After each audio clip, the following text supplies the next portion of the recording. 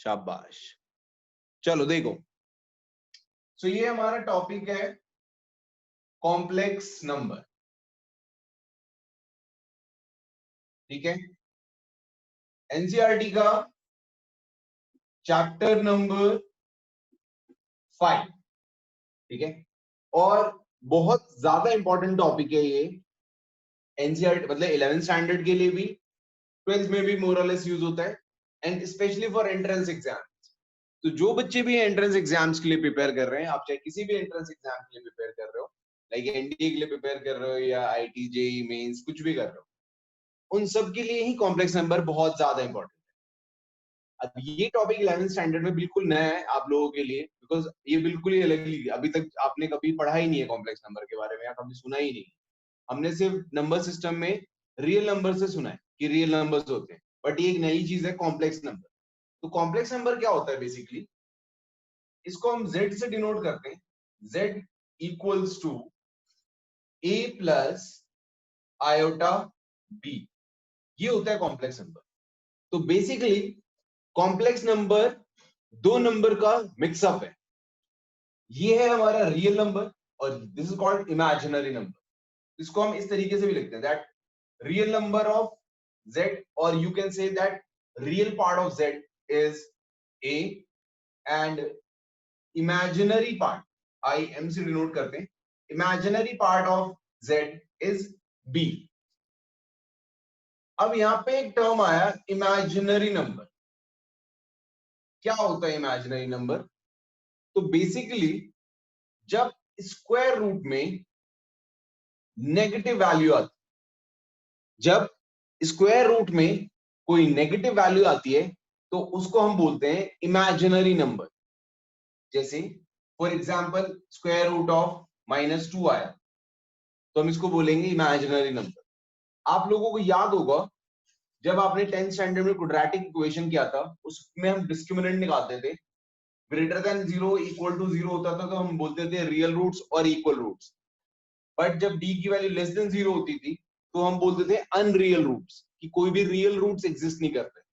तो real root exist नहीं करता है तो क्या एग्जिस्ट करता है? तो बेसिकली उसके इमेजिनरी रूट एग्जिस्ट करते हैं, क्योंकि d हमारा क्या था याद है, d equals to the b square minus 4ac, और x इक्वल्स टू हम ऐसे लिखते थे minus b plus minus root b square minus 4ac upon 2a। तो जब स्क्वायर रूट में नेगेटिव वैल्यू आती थी, जब B square minus 4ac negative होता था तो हम उस पार्ट को छोड़ देते थे 10th स्टैंडर्ड में, बिकॉज हमने 10th स्टैंडर्ड में पढ़ा ही नहीं था कि अगर रूट के अंदर नेगेटिव होगा तो हम उस एक्सप्रेशन को क्या बोलेंगे या क्या किस चीज से रिप्रेजेंट करेंगे। तो वही सेम चीज आज हमें इस टॉपिक में सीखनी है 11th स्टैंडर्ड। तो इमेजिनरी नंबर होते हैं जब कभी भी स्क्वायर रूट में कोई नेगेटिव वैल्यू आती है तो हम उसको बोलते हैं इमेजिनरी नंबर। जब स्क्वायर रूट ऑफ -2 आपने लिखा तो ये हमारा इमेजिनरी नंबर है। RE of Z equals to A, यानी रियल पार्ट ऑफ इस कॉम्प्लेक्स नंबर का real part is A and imaginary part is B। अब इसमें ये क्या है? I, तो I स्टैंड फॉर आयोटा, ठीक है। आयोटा क्या होता है? आयोटा इक्वल्स टू होता है square root of -1। Value of iota equals to square root of -1। अगर मैं इसमें स्क्वायरिंग बोथ साइड करता हूं, स्क्वायरिंग बोथ साइड, तो आई स्क्वायर इक्वल्स टू हो जाएगा -1। तो कभी भी 1 मार्कर क्वेश्चन में इस टाइप के क्वेश्चन आ सकते हैं कि जस्ट सिंप्लीफाई, कुछ एक्सप्रेशन गिवन है जिसे हमें सिंप्लीफाई करना है, तो सिंप्लीफाई करने के लिए हम आयटा स्क्वायर को -1 सब्स्टिट्यूट करके सिंप्लीफाई कर सकते हैं। जैसे फॉर एग्जांपल अगर क्वेश्चन है कि भाई आयटा रेज़ टू पावर 10 को सिंप्लीफाई करो, तो हम क्या करेंगे? हम बहुत simple iota square raise to power 5 लिख देंगे। आयटा स्क्वायर की वैल्यू कितनी है? -1 और रेज़ टू पावर 5, तो आंसर हो जाएगा -1। वेरी सिंपल, ठीक है। तो बेसिक क्वेश्चन को सिंप्लीफाई करने के लिए हमें इस एक्सप्रेशन का मतलब पता होना चाहिए। तो iota equals to square root of -1 होता है और आई स्क्वायर इक्वल्स टू -1 होता है। तो अगर अंडर रूट ऑफ -2 है तो मैं इसको फाइनली लिखूंगा कैसे? तो मैं इसको लिख सकता हूं, अंडर रूट -2 नहीं लिखेंगे, हम इसको लिखेंगे आयोटा अंडर रूट 2 लिखेंगे, ठीक है ना, बिकॉज अंडर रूट ऑफ -2 का मतलब हो गया under root of -1 into under root of 2, ठीक है, अंडर रूट ऑफ -1 की वैल्यू आयोटा हो गई और अंडर रूट 2, तो this can be written as iota root 2। अब वापस यहाँ पे आते हैं, हमने यहाँ पे सीखा कि आयोटा स्क्वायर की वैल्यू होती है -1 के इक्वल। तो इनिशियल कुछ क्वेश्चंस में हमें इसी का यूज करके हमें क्वेश्चंस को सिंप्लीफाई करना है। जैसे ये एग्जांपल किया हमने, एग्जांपल नंबर 2 ले लेते हैं। ये क्लियर विजिबल है सबको जहां पे मैंने 2 लिखा है? थोड़ा जूम कर देते हैं। सपोज क्वेश्चन है आइटा रेज़ टू पावर -57, ठीक है, इसको मुझे सिंप्लीफाइड फॉर्म में लाना है। तो पहला काम हम क्या करेंगे कि जो पावर नेगेटिव है उसको हम पॉजिटिव बनाएंगे। कैसे? सिंपल रेसिप्रोकल कर, तो आइटा रेज़ टू पावर 57 लिख दिया हमने। अब हम इसको सिंप्लीफाई करने के लिए पहले इवन नंबर भी लाते हैं, तो this can be written as iota into iota raise to power 56। अब देखो, अब तुम्हारे पास दो ऑप्शन, या तो आप आइटा को iota square raise to power 28 लिख दो, जो हमने यहाँ पे सीखा है, iota into iota square raise to power 28, या फिर अगर कुछ लोग चाहते हो तो इसको एक बार और स्क्वायरिंग करके आइटा रेज़ टू पावर 4 की वैल्यू -1 अज्यूम अगर करना हो तो आप इसको iota raise to power 4 whole raise to power 14 भी लिख सकते हो। चॉइस तुम्हारी है, तुम जैसे करना चाहो। यहाँ पे आइटा स्क्वायर की वैल्यू -1 हो गई, -1 रेज़ टू पावर 28, आंसर होगा 1, तो answer is 1 upon iota. But ये आंसर हमारा स्टैंडर्ड फॉर्म में नहीं है। सब लोग ध्यान से देखेंगे, 1 मार्कर क्वेश्चन है, ये क्वेश्चन होगा ऑब्जेक्टिव में आएगा, अगर टेस्ट हुआ तो 4 एग्जांपल आंसर्स होंगे, एक आंसर आपका 1 अपॉन आइटा भी होगा, और अगर आपने इसको टिक कर दिया तो 0 मार्क्स हो जाएंगे। अब इस आंसर को स्टैंडर्ड फॉर्म में लाने के लिए हमें बस क्या करना है, आयोटा से ऊपर नीचे मल्टीप्लाई, क्योंकि स्टैंडर्ड फॉर्म में कभी भी आयोटा डिनोमिनेटर में नहीं होना चाहिए। 1 into iota is iota upon iota square, and value of iota square is -1, so your final answer will be minus iota।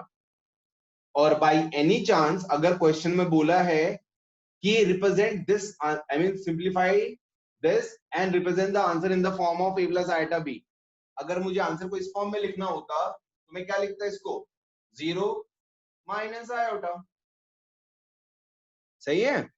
अगर इस आंसर को मुझे इस फॉर्म में लिखना है तो मैं सीधे 0 माइनस आइटा लिखूंगा, या सर फिर आयोटा टू द पावर 4 -1 कैसे होगा? 1 नहीं होना चाहिए इधर इधर आइटा जो स्क्वायर इज अपना -1, नहीं सर, आयोटा 4 जो अपने आयोटा टू द पावर 4, तो उस केस में तो पावर 14 हो जाएगा ना, तो आइटा नहीं सर सॉरी ये आपने हाँ ये हाँ आइटा इज पावर 4 1 होगा, करेक्ट करेक्ट, मैंने ध्यान नहीं दिया वहां पे।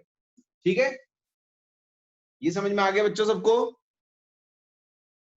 Yes sir. बेटा किसी को डाउट है बता दो, क्योंकि ये बहुत बेसिक वाली चीज है और ये आपके थ्रू आउट द टॉपिक चलती रहेगी। अगर 1% भी किसी को डाउट हो तो बोलो। इरीना बेटा आपको समझ में आया?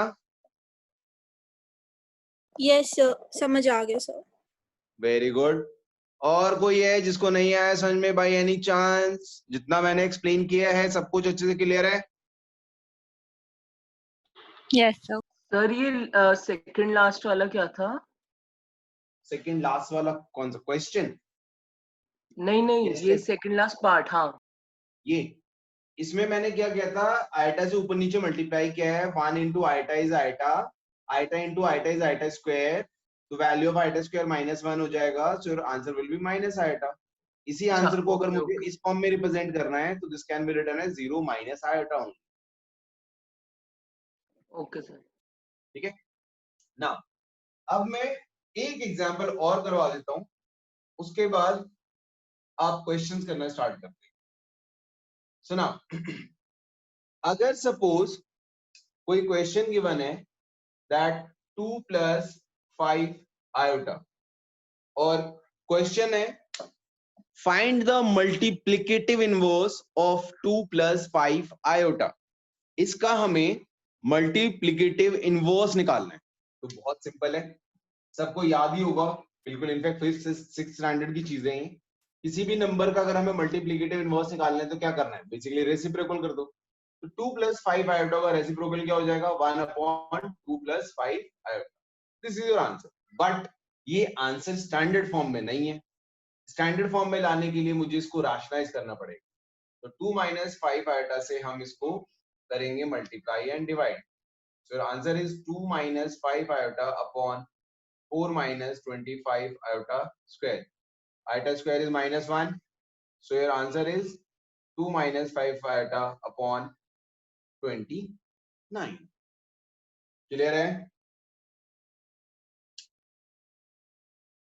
यस हाँ जी बेटा, सबको समझ में आ गया? Yes, sir. अग्रिम समझ में आया बेटा? Yes, sir. Very good. चलो, now stop recording and आप लोग